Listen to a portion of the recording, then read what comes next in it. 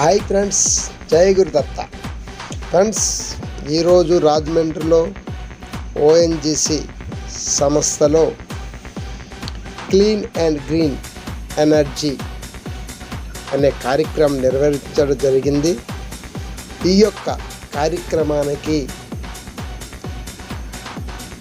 SPF Andhra Pradesh ప్రత్యేక రక్షణ దళం నుండి మా డిఎస్పి గారు మరియు ఇతర ఆఫీసర్సు అలాగే నా తోటి సిబ్బంది అందరం 5 కిలోమీటర్ల వాక్లో పాల్గొనడం జరిగింది.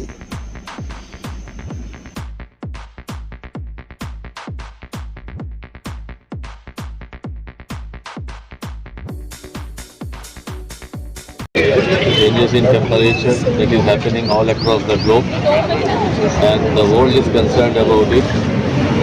So is India getting affected, and it is towards that for a sustainable future.